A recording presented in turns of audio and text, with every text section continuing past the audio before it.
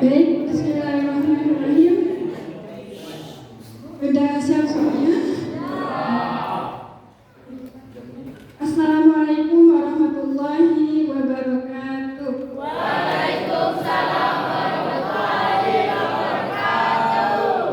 Alhamdulillahirabbil alamin wa bihi nasta'inu ala umuri dunya waddin wa ala alihi wa sahbihi. Rabbi shrah li sadri wa yassir li amri wahlul 'uqdatam min lisani yafqahu qawli. Baik adik-adikku semuanya, ada yang pernah lihat ibu enggak? Tadi yang pernah lihat ibu di mana? Pernah ya? Berarti taruh semua ya baru lihat pertama kali ini ya? Kalau dari alumni SMP 1 mungkin ada yang pernah lihat ibu, karena ibu pembina di SMP 1. Kalau SMA 3 pembinanya Bu Yani. Nanti insya Allah adik-adik lebih sering ketemu dengan Bu Yani ketimbang dengan ibu. Seperti itu. Baik, melanjutkan materi dari Bu Yani. Tadi sudah dibahas tentang remaja, tentang PR, tentang genre. Nah, hubungannya dengan adik-adik perlu perkenalan dulu nanti. Perlu deh? Enggak perlu. Nama ibu tahu enggak siapa? Enggak tahu. Nama ibu Bu Alis. Nanti kalau adik-adik ketemu ibu di mana, panggil Bu Alis. Dan ibu sama dengan ibu sebagai penyuluh keluarga berencana. Nah, ibu mendapat amanah untuk memberikan sedikit wawasan kepada adik-adik sebagai bekal. Ini kan semuanya kelas 10 ya. Kelas 10 perjalanannya masih panjang. Kurang lebih kalau lancar, insya Allah lancar ya semuanya. Kalau lancar di SMA 1 3 tahun. Kemudian mau lanjut tak nih sekolahnya? Lanjut apa mau nikah aja? Yang putri, ini kan masih kelas 10 nih, kelas 10, 11, 12. Kelas 2, setelah kelas 12 mau lanjut kuliah atau mau langsung nikah aja? Kuliah, betul? Yakin? Yang putra? Oh kerja, takut ya? Nah baik, apapun pilihan kalian, mau lanjut kuliah, apa mau kerja, ataupun mau menikah, tentunya semuanya harus diapakan? Direncanakan, ya, direncanakan. Tentunya semuanya pingin ya ikut kerja, tentunya juga bah mau menikah enggak? Mau, insya Allah ya semuanya. Kalau yang normal insya Allah semuanya mau menikah. Nah tentunya untuk ke jenjang menikah ini perlu ada persiapan, perlu ada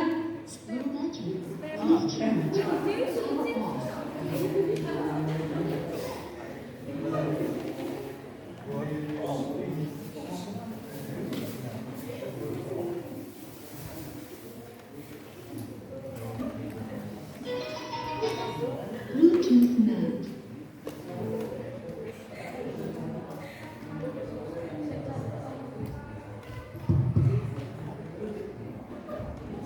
Yes.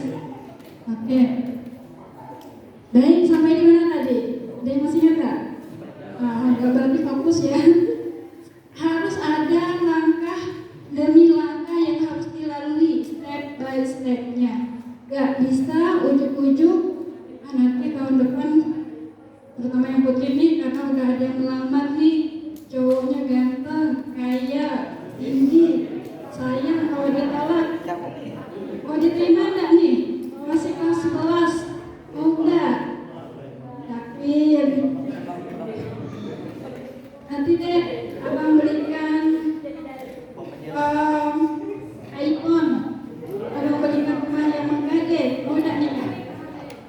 Betul. Nah, mungkin saat ini adik-adik belum ada gambaran ya. Tapi nanti setelah berjalannya waktu, kalian semua sering ketemu, remaja putra, remaja putri, cewek cowok, pasti saling melarang diri, pasti ada rasa apa? Rasa suka atau naksir, ya wajar, manusiawi, normal ya. Kalau di antara kalian ada rasa suka atau naksir sesama remaja, sesama anak muda. Nah, sebelum ke sana kita lanjut ya. Next. Nah, tadi judulnya apa yang lihat judul yang pertama masih ingat tak? Rencanakan. Ingat tak? Ada yang baca enggak tadi? Enggak. Boleh ulang? Boleh kembali ke awal? Judulnya belum dibahas. Nah, kaitannya dengan tugas ibu sebagai penyuluh keluarga berencana, bagaimana adik-adik mulai dari kelas 10 ini merencanakan kehidupan dengan cara menjaga kesehatan reproduksi. Karena ibu penyuluh KB, jadi pembahasannya lebih fokus ke tentang reproduksi, tentang kesehatan reproduksi. Next. Ada yang pernah mendengar apa itu kesehatan reproduksi? Ada? Atau kalau kesehatan mungkin sudah paham ya, sehat secara fisik, mental sehat, tidak ada penyakitnya. Nah, kalau reproduksi, ada yang tahu reproduksi itu apa? Ada yang tahu?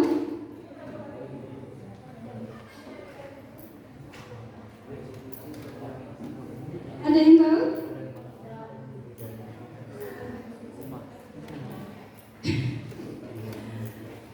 Kalau dalam IPA,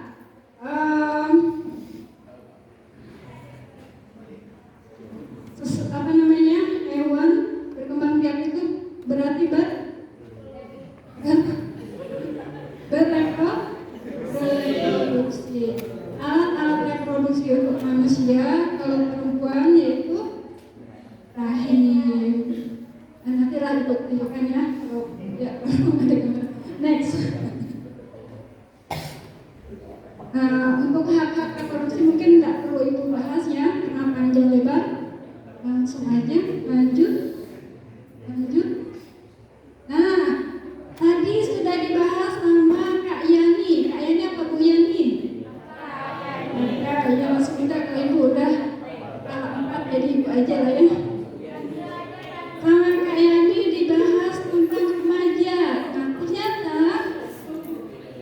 pengertian dari remaja itu masing-masing instansi itu memiliki peraturannya sendiri. Kalau menurut WHO, usia 10 sampai 19 tahun itu dikategorikan remaja WHO. Kemudian menurut Kementerian Kesehatan 10 sampai 18 tahun. Dan menurut BKKBN yang saat ini adalah Kemendikbud, usia 10 sampai 24 tahun dan belum menikah. Jadi kalau kalian masuk kategori remaja atau belum? Sudah ya? 10 sampai 24 tahun dan belum menikah. Tapi kalau adik-adik usianya saat ini usia berapa rata-rata? 18. 18 itu kelas 3 SMP ya, kelas 12 SMA. Sekitar 16-17 lah ya. 16-17 gantung lahirnya berapa. Nah, masih dikategorikan usia remaja. Tapi kalau saat ini kalian misalnya tahun depan atau minggu depan ada jodohnya menikah, kalian bukan remaja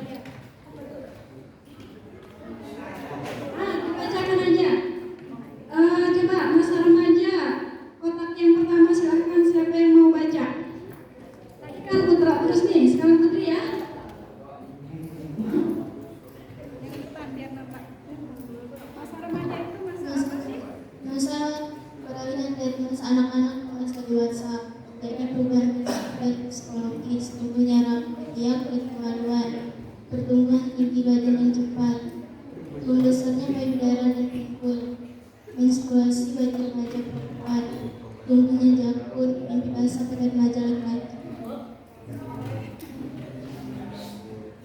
Langsung dibaca habis ya. Ya, masa remaja itu masa peralihan dari anak-anak ke dewasa. Anak-anak bukan, tapi dewasa juga belum. Pasti kalian merasa ya, ketika diperlakukan seperti anak-anak, kalian protes. Nah, saya ini bukan anak-anak lagi, kan? Tapi ketika dibiarkan, nggak dewasa, belum bisa mandiri. Nah, kalian saat ini dalam masa remaja. Secara fisik apa perubahannya atau tandanya? Itu tadi ya. Kalau yang perempuan apa? Menstruasi, keluar darah setiap bulan. Kemudian iya, jadi jangan takut, jangan malu kalau bukannya kok jadi besar. Itu memang proses menjadi dewasa, yaitu dengan membesarnya payudara, dan itu nanti fungsinya untuk menyusui anak-anak kalian nanti ke depannya, jadi harus dijaga. Kemudian membesarnya panggul. Kenapa membesar panggul ini terutama putri? Karena nanti tugas kalian setelah menikah adalah menjadi ibu, melahirkan. Kalau panggulnya kecil biasanya nauzubillah melahirkannya susah, keluar bayinya susah. Tapi normalnya seorang remaja itu panggulnya membesar karena nanti kedepannya fungsinya adalah untuk melahirkan bayi. Mau melahirkan? Hah? Gak mau? Mau ya, tapi nanti setelah nikah, setelah punya suami ya. Kemudian kalau laki-laki nih, remaja laki-laki, apa nih saat ini kalian rasakan? Ada nggak yang pernah merasakan? Apa? Ini ada yang begini merasa jantungnya pasti membesar. Biasanya kalau usia SMP, SMA terutama, tiba-tiba suaranya sesak, ngebas kayak bapak-bapak. Nah itu sebagai bagian dari peralihan dari anak-anak ke dewasa. Suaranya besar karena jantungnya membesar, sebagai tanda bahwa kalian sudah remaja. Kalau dalam Islam itu sudah akil balik ya. Jadi kalau sudah akil balik nanti apapun yang kalian kerjakan, baik atau buruk, ditanggung sendiri. Ya, kebaikan atau keburukan adalah tanggung jawab kalian ketika kalian sudah akil balik. Kemudian ada laki-laki yaitu mimpi basah. Ibu tidak perlu nanya ya, rahasia masing-masing. Next. Nah, ini pertumbuhan untuk sudah belajar kan di biologi ya? Pertumbuhan dari mulai anak-anak laki-laki sampai laki-laki dewasa. Next, dari sisi fisik ya. Nah, lanjut. Ini kalau tadi Ibu sampaikan, kenapa Ibu bahas ini? Karena ini kaitannya dengan merencanakan masa depan dengan menjaga alat reproduksi atau kesehatan reproduksi. Nah, salah satu alat reproduksi pada pria yaitu ini. Oke, yang putri senyum-senyum, udah lanjut aja deh. Salah satu alat reproduksi pada pria yaitu ini. Kalau dalam bahasa kesehatannya dinamakan apa? Yang dekat laptop itu Bang Amar namanya, beliau perawat. Dinamakan apa Bang? Alat reproduksi ya.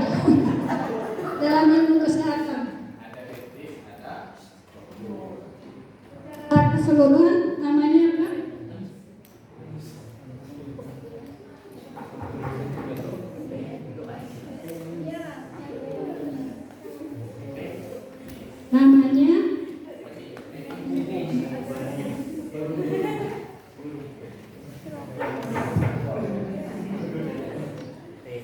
Nah, kalau dalam bahasa ilmiah atau biologinya itu disebut penis.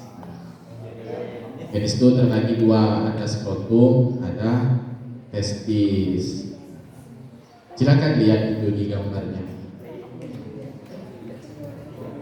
Itu terlihat penampakan dari bagian dalamnya.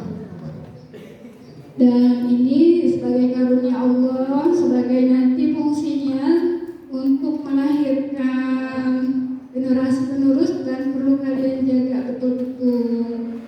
Hanya berfungsi pada yang halal, pada istri yang sah, ya.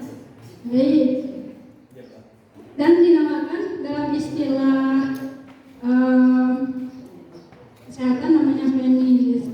Jadi enggak usah pakai istilah lain, istilah kesehatan saja. Lanjut next. Ada yang nah ini perkembangan pada remaja putri. Remaja putri ini ilmu ya, bukan apa namanya porno apa. Ini ilmu, ini pertumbuhan fisik pada remaja putri mulai dari anak-anak sampai nanti jadi ibu-ibu. Kalau nenek-neneknya nanti malah ada lagi perubahannya. Nah, next. Nah, kaitannya dengan kesehatan reproduksi, ini salah satu, ini gambar alat reproduksi pada perempuan. Mungkin kalian sudah paham ya, tapi ini gambar apa namanya? Dua dimensinya. Dan ini sama, nanti fungsinya ke depannya adalah untuk melahirkan generasi penerus, melahirkan anak-anak yang diharapkan nanti anak-anak yang soleh-solehah, yang sehat, yang cerdas. Dan ini hanya boleh untuk suami yang sah nanti ketika sudah menikah. Jadi betul-betul dijaga. Baik, next. Selama-lama ya. Nah, lanjut. Masih semangat kan nih? Semangat. Oke. Ibu dibatasi nih waktunya sama Bapak Ibu guru di sini hanya sampai jam 11. Jadi nggak boleh lama-lama nih Ibu nih kami nih. Nah, perkembangan remaja boleh dibaca Putri.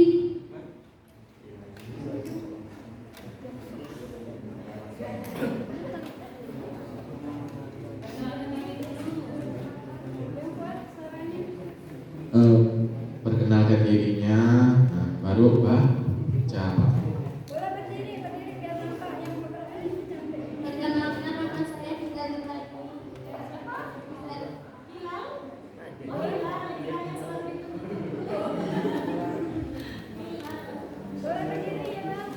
Lanjut Kak. Perkembangan remaja biologis, kecepatan pertumbuhan, perubahan hormon, pematangan seksual, aktivitas kognitif, berpikir abstrak, kesadaran penglihatan seperti idealis, ada tujuan, bulan, berpikir logis di dalam relevan.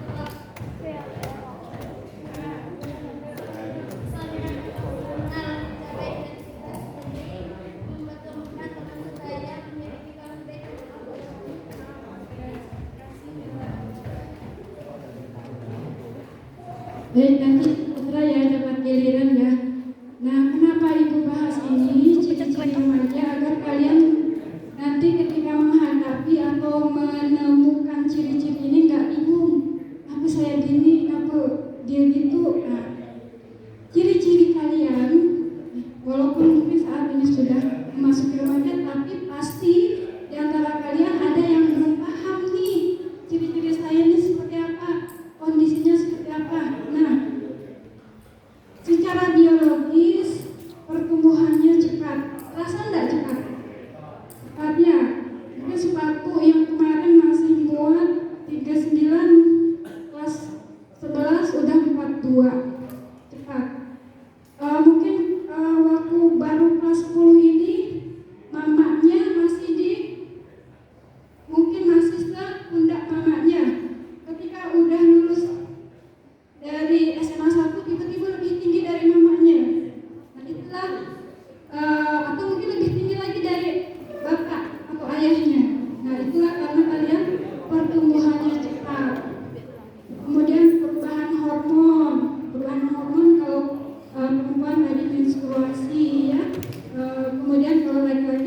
dewasa, kematangan seksual, pubertas, mulai ada rasa suka pada lawan jenis, seperti itu.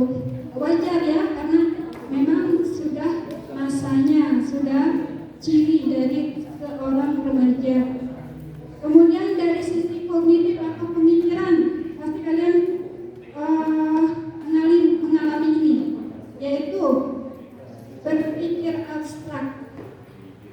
Rasa tidak berpikir abstrak?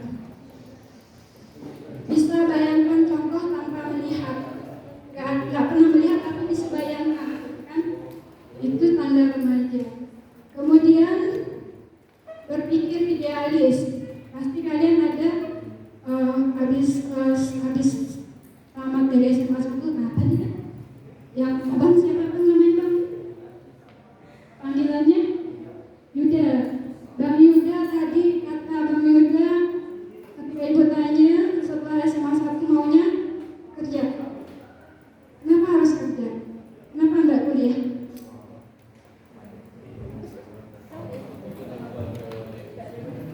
Ingin menaikkan derajat orang tua, menaikkan derajat orang tua, ya karena saya kan jadi belum keluarga.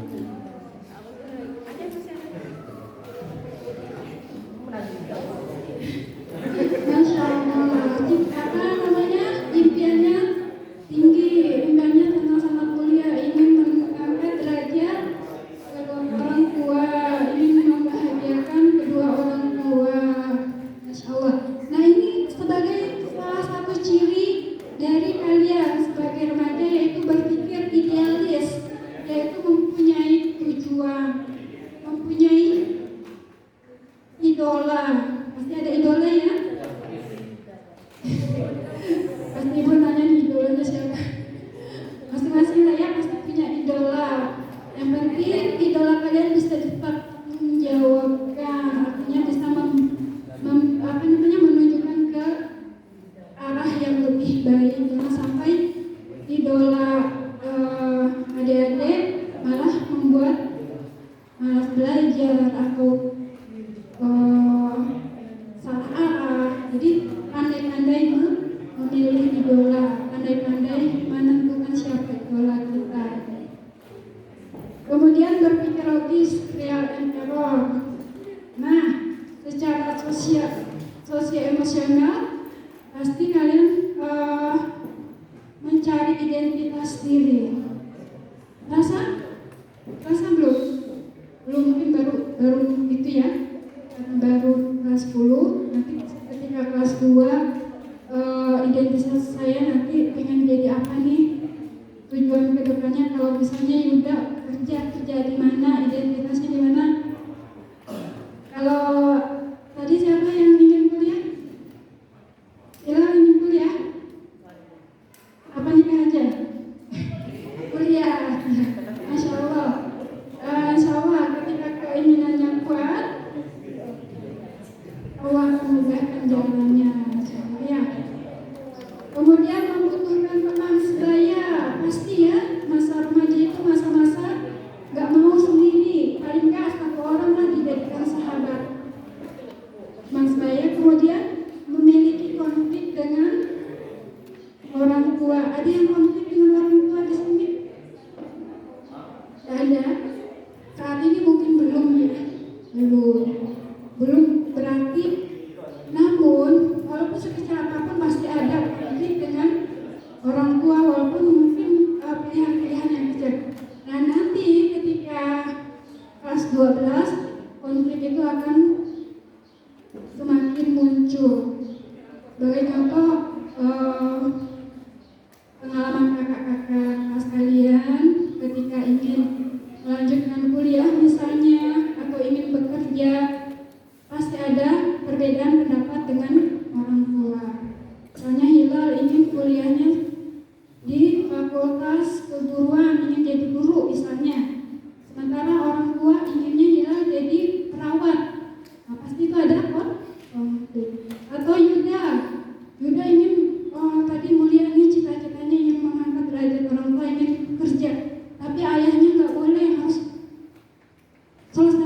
kuliah dulu. Biarlah uang ayah yang cari, pasti ada perbedaan pendapat, pasti ada konflik.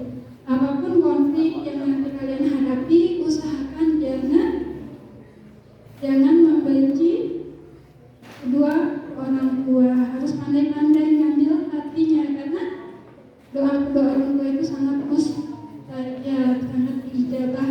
Jadi kalau cita-cita kalian ingin apa, minta sama mamanya, mak doakan mak dukung mak, gitu kan? Dengan kita mengambil hati mama dan bapak. Lanjut.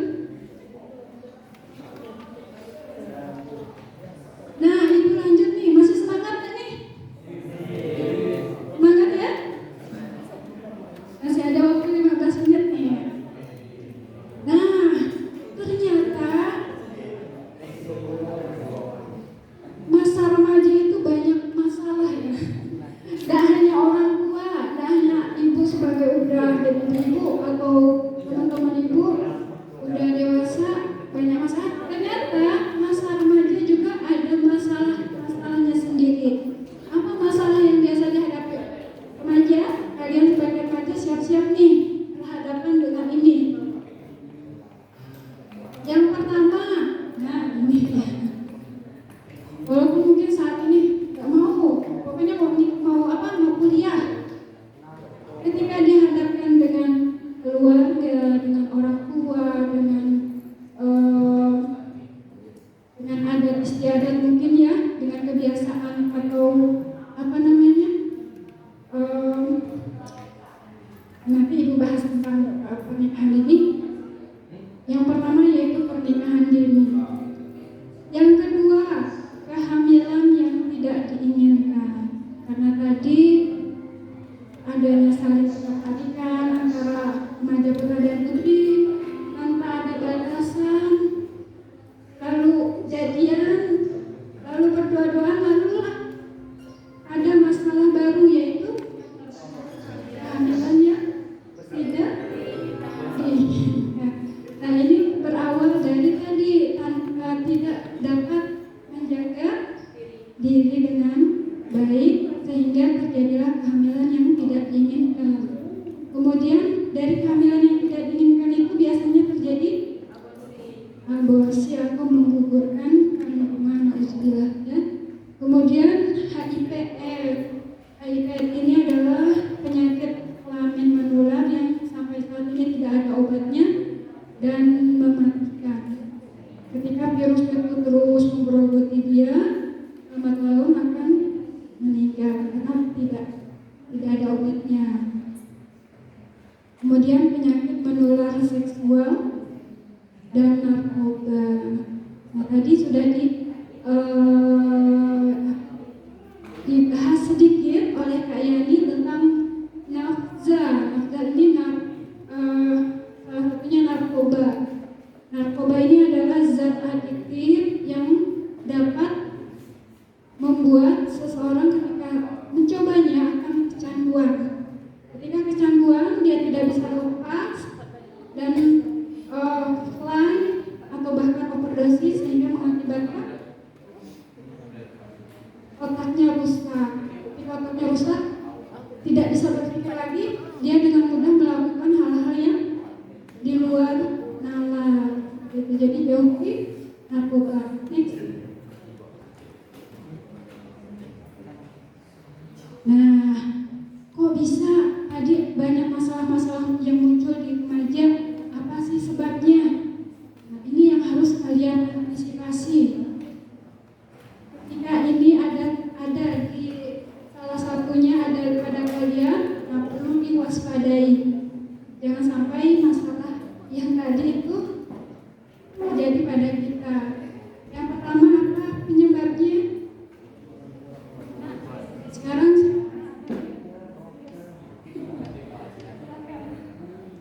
apa remaja berperilaku tidak sehat, hubungan keluarga kurang harmoni, media semakin permisif, hubungan teman sebaya yang liberal, masyarakat semakin individualis, kompetisi dalam sekolah.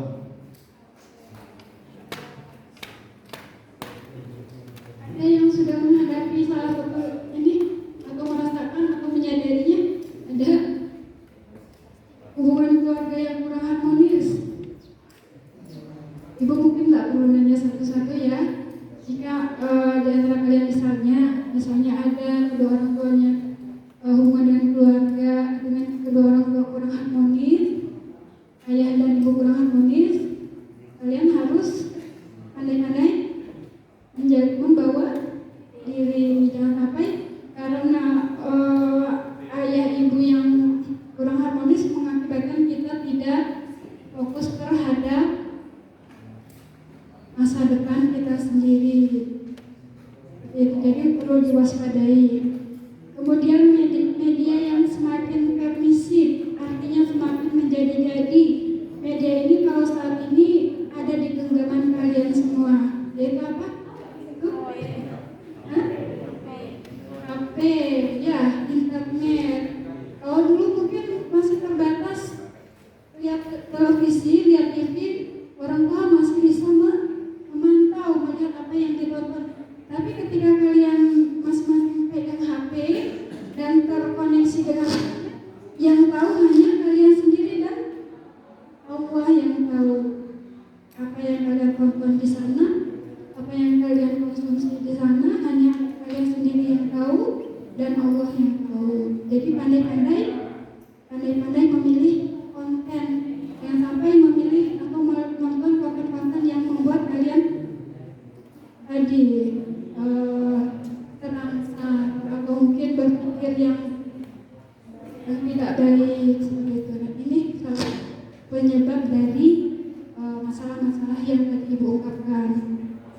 Kemudian hubungan teman sebaya yang liberal. Ada yang tahu liberal itu apa? Ada yang tahu liberal itu apa sih?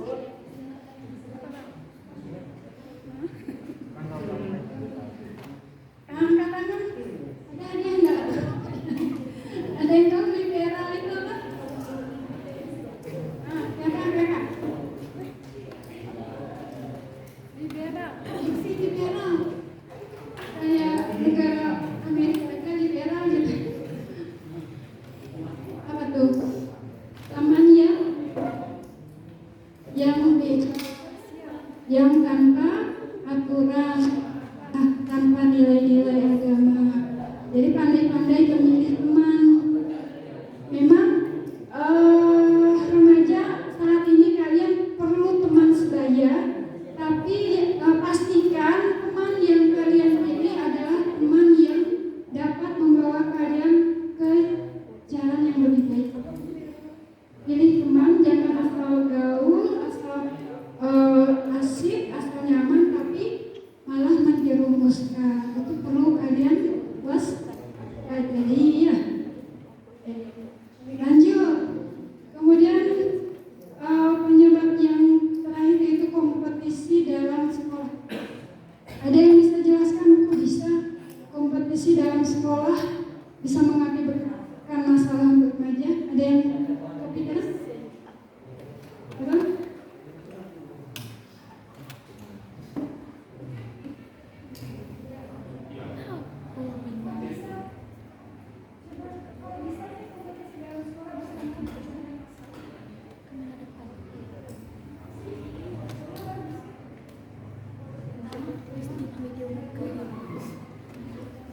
Kelas 10 nanti seiring berjalannya waktu harus berani ya, harus berani mengungkapkan. Ada yang berani nih?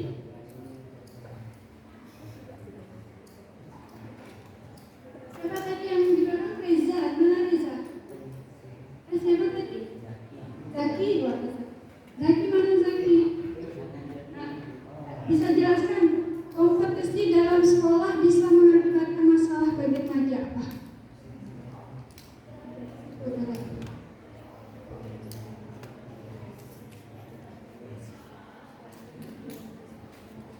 Belum itu ya, belum baik. Nah, sebetulnya kompetisi dengan teman-teman di sekolah itu tentunya baik untuk bisa memotivasi menjadi lebih semangat belajar, lebih semangat untuk berprestasi. Tapi ketika kompetisi itu membuat kalian down, membuat kalian minder, itu yang menjadikan masalah. Artinya, hadapilah kompetisi ini sebagai pemicu kalian untuk lebih berprestasi, untuk lebih maju tanpa harus membuat kalian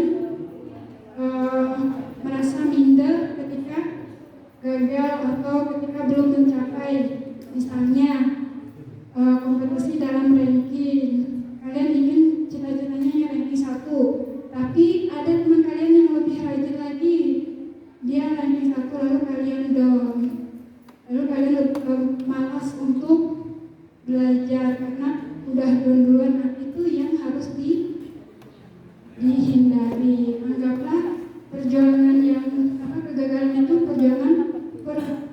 kegagalan itu kesuksesan yang tertunda.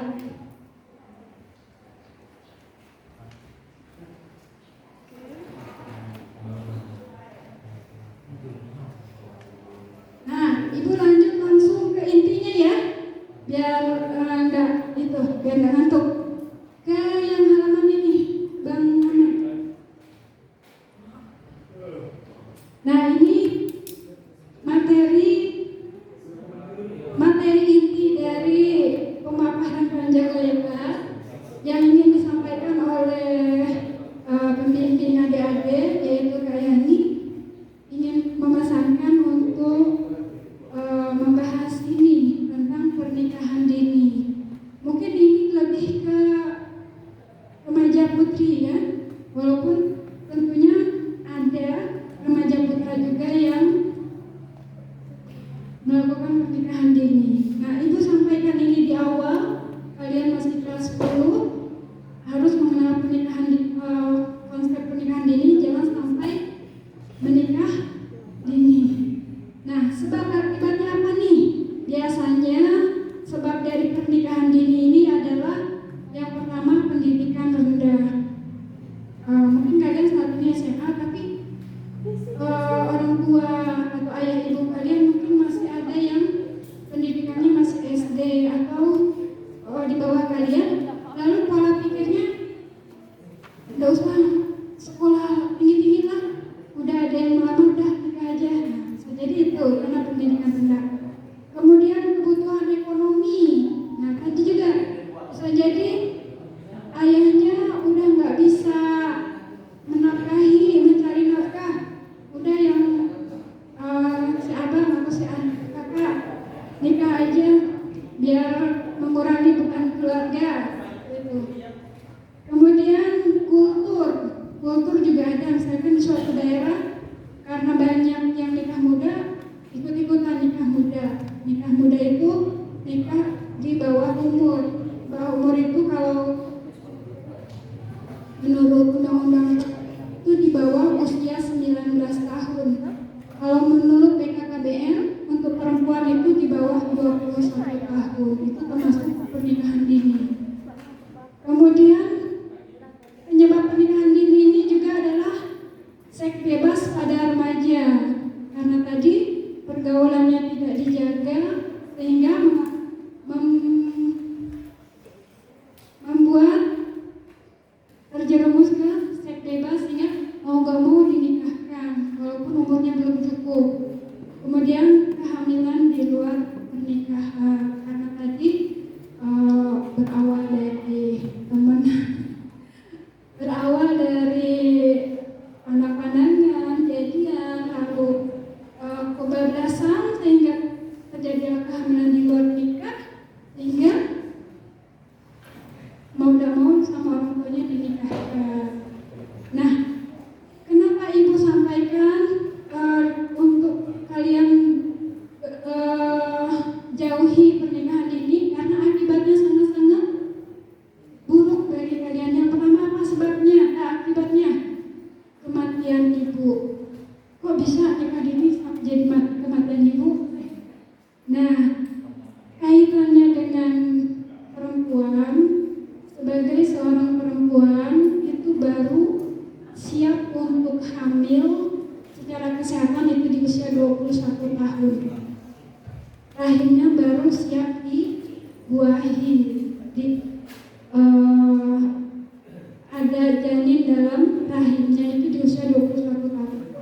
Tapi kalau di bawah umur itu masih sangat-sangat rentan terjadinya pendarahan, rentan terjadinya prematur, dan ini akan mengakibatkan kematian bagi ibu atau si remaja perempuan tadi.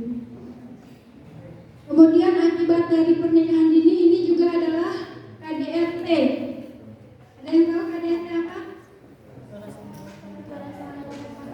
Iya, Masya Allah. Kekerasan dalam rumah tangga ini sangat rentan ya. Kenapa bisa terjadi KDRT atau kekerasan dalam rumah tangga? Kok bisa?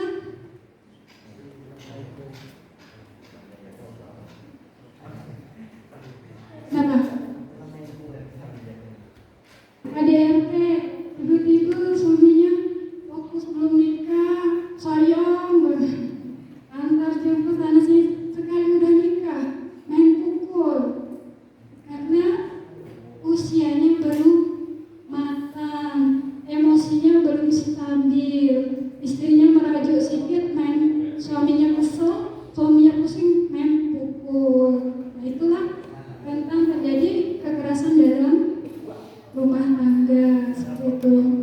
Atau mungkin sama istrinya enggak sama main pukul, tapi sama anaknya nanti, terutama abang-abang nih yang masih muda, misalnya 21 kan masih belum begitu bisa menahan emosi ya.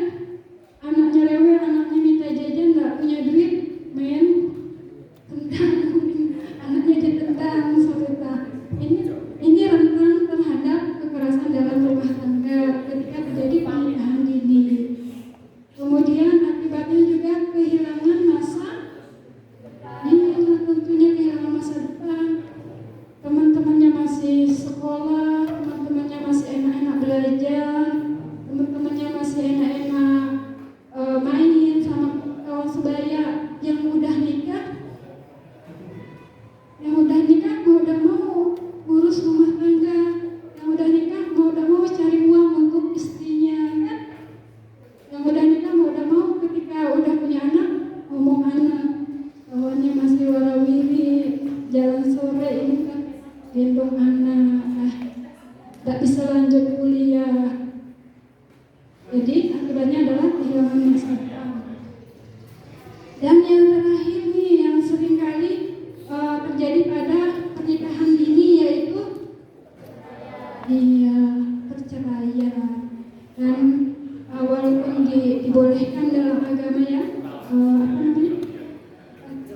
dimakruhkan dalam agama perceraian itu, tapi ketika terjadi perceraian otomatis akan ada yang tersakiti, akan ada korban dari perceraian itu. Kalau sudah punya anak, anaknya yang akan jadi korban, mama bapaknya pisah. Anaknya pasti kan akan bingung mau ikut mama atau ayah.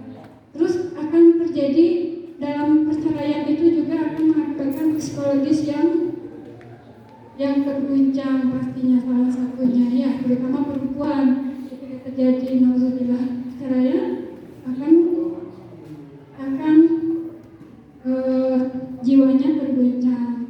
Nah, untuk menghindari akibat dari pernikahan dini tadi, sebisa mungkin abang-abangnya, kakak-kakaknya untuk dapat menghindari pernikahan ini. Walaupun kita tidak tahu ya kedepannya seperti apa, tapi kalian sudah tahu konsepnya, sudah tahu ilmunya.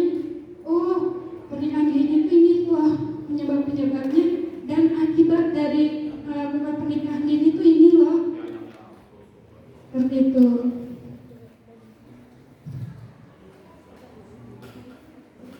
Baik, sebagai tambahan dari Ibu, ketika seorang perempuan, Ibu lebih tapi untuk abang-abangnya juga ya, ketika punya adik nanti perempuan, perlu disampaikan juga, ketika seorang perempuan menikah di bawah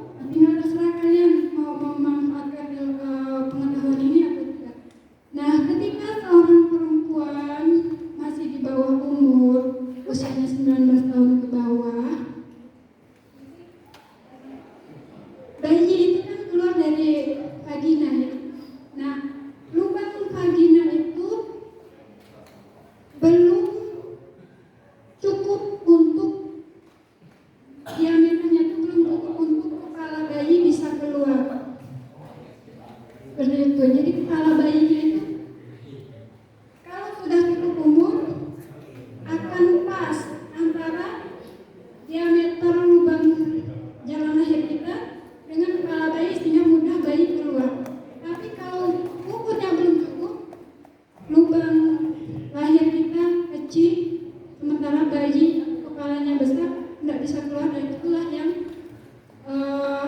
mengakibatkan pendarahan ketika melahirkan. Dan ketika pendarahan tidak bisa ditolong karena mungkin terlambat atau jauh dari fasilitas kesehatan, akan terjadi tadi kematian, terutama kematian ibu. Serem kan? Bukan itu menakut-nakuti ya, ini ilmu kalian ketahui. Kemudian satu lagi, ini kaitannya karena melahirkan dan karena hamil dan melahirkan itu seorang perempuan, jadi ibu bertanya kepada perempuan. Kemudian ketika seorang perempuan sudah menikah dan hamil, perkembangan tulangnya itu akan terhenti.